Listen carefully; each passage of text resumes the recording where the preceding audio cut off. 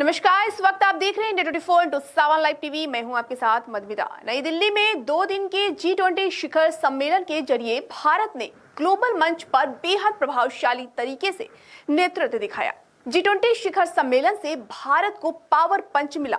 तो आइए जानते हैं उन 5 चीजों के बारे में जो भारत को ग्लोबल मंच पर मजबूत करेगी। सबसे पहले बात करते हैं ग्लोबल साउथ की बात करते हैं, जिसमें मान्यता प्रधानमंत्री नरेंद्र मोदी ने कुछ वर्षों से ग्लोबल साउथ यानी विकासशील और अल्प विकसित देशों को लगातार प्रमोट किया है। कुछ मौकों पर उनकी इस बात को अति महत्वाकांक्षा भी कहा गया। ये भी कहा गया कि अभी ग्लोबल साउथ का समय आने में समय लगेगा, लेकिन भारत में G20 सम्मेलन में ही साबित हो गया कि ग्लोबल साउथ का वक्त आ गया। पूरे समिट में सैकड़ों बार उन पक्षों ने भी इस शब्द को स्वीकार किया जिन्हें पहले इस पर संदेह था। इस G20 सम्मेलन का यही सबसे बड़ा हासिल रहा कि इसी क्रम में भारत स्वाभाविक रूप से ग्लोबल साउथ का लीडर बनकर भी उभरा। नंबर 2 की बात करते हैं। मध्यस्थ की हैसियत मिली। जब से रूस यूक्रेन युद्ध हुआ, भारत ने उनसे किसी एक का पक्ष लेने के बजाय खुद की मध्यस्थ की हैसियत बनाए रखी, लेकिन इस पर कई बार गंभीर सवाल भी उठे। साथ ही किसी बड़े मंच पर ऐसा मौका नहीं आया था जहां भारत अपने इस रुख को साबित कर सके।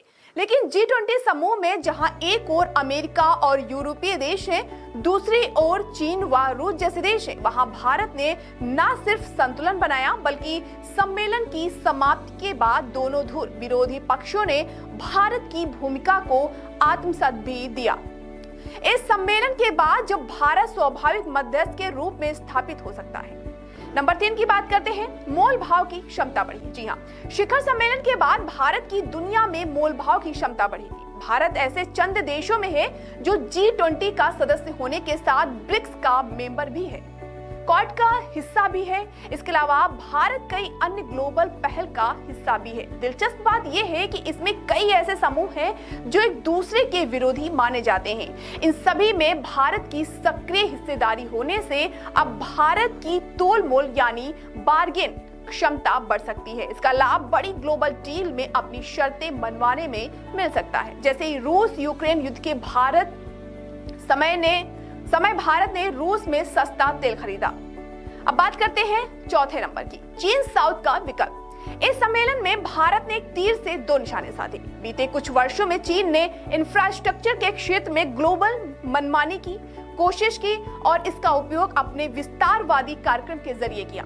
लेकिन चीन को चेकमेट करते हुए ब्रिक्स की तर्ज पर भारत ने समांतर रूप से Bharat middle east Europe economic corridor की महत्वाकांक्षी योजना की शुरुआत करवा दी। इससे तहत तेल बाजार में ओपेक देशों की मोनोपोली को तोड़ने के लिए बायोफ्यूल अलायंस का ऐलान भी कर दिया। इन 2 पहलों का दुनिया भर में व्यापक असर होगा। भारत दोनों मंचों को अपने हिसाब से दिशा दे सकता है। अब बात करते हैं 5वें पंच की। यह भारत का टाइम है। कुछ वर्षों से प्रधानमंत्री नरेंद्र मोदी की अगुवाई में भारत न सिर्फ कहता आया है कि उसका टाइम आ गया है, बल्कि तमाम विकासशील देशों के हितों की आवाज के रूप में भी उभरा है। उसका क्लाइमेक्स इस सम्मेलन में दिखा। साउथ अफ्रीका, ब्राजील, इंडोनेशिया जैसे देश तमाम विकसित देशों के सामने न सिर्फ मजबूत बनकर उभरा बल्कि संदेश देने में भी सफल रहा। अब कोई एजेंडा एक तरफा तय नहीं होगा। भारत ने बहुत ही विनम्रता से विकसित देशों को उनके लिए एक तरफा फैसला नहीं लेने का गंभीर आदेश भी दे दिया। बता दें कि G20 समिट में प्रधानमंत्री नरेंद्र मोदी ने कहा कि यही समय है जब हम सबको एक साथ चलना है। इसलिए सबका साथ, सबका विकास, सबका विश्वास और सबका प्रयास का मंत्र हम सब के लिए पथ प्रदर्शक बन सकता है।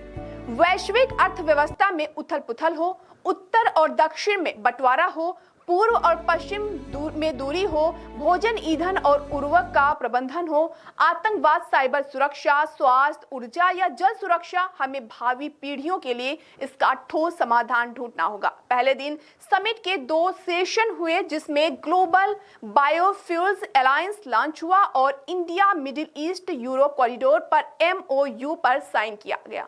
इसके साथ ही नई दिल्ली डिक्लेरेशन पर भी सहमत बनी। पहला सेशन वन अर्थ थीम पर था। इस सेशन में मोदी ने कहा कि भारत ने लाइफ मिशन बाजार के अंतरराष्ट्रीय वर्ष green grid initiative one sun one world one grid को लॉन्च किया, जिसमें सोलर पावर, नेचुरल फार्मिंग और नेशनल ग्रीन हाइड्रोजन मिशन पर ध्यान दिया गया।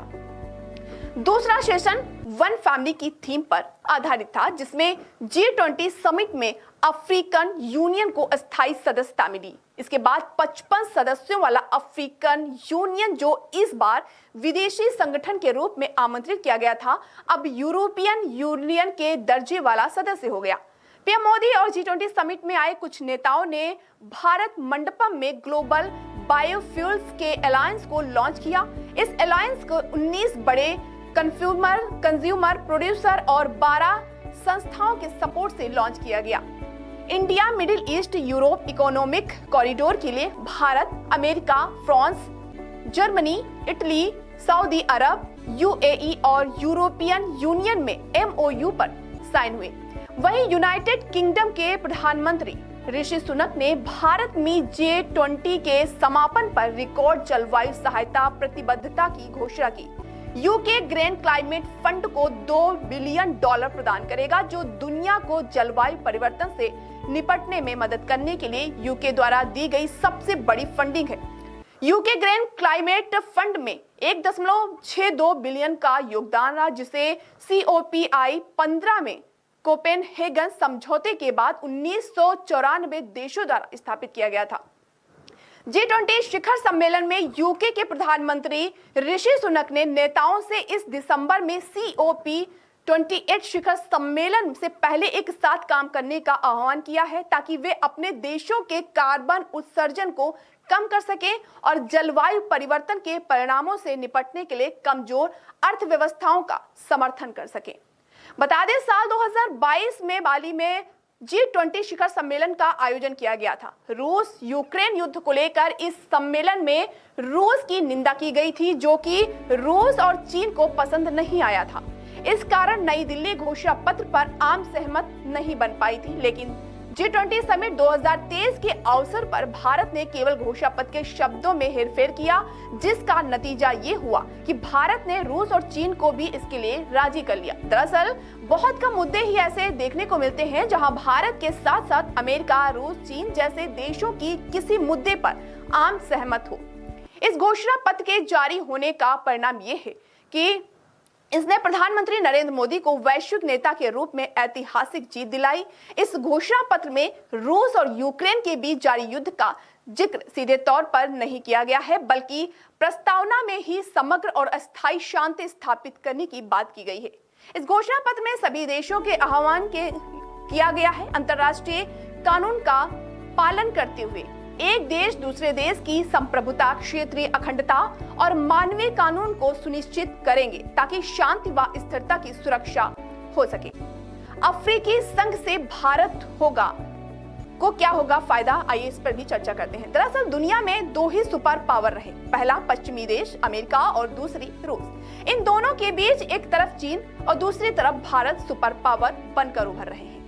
अफ्रीकी यूनियन को G20 में शामिल कर भारत ने यह साबित कर दिया कि विकासशील देशों का नेतृत्व करने का उसका दावा गलत नहीं है। दरअसल अफ्रीकी संघ को G20 में शामिल करने की पहल भारत द्वारा ही की गई थी। अफ्रीकी क्षेत्र में चीन, तुर्की, अमेरिका समेत भारत ने भी निवेश किया है।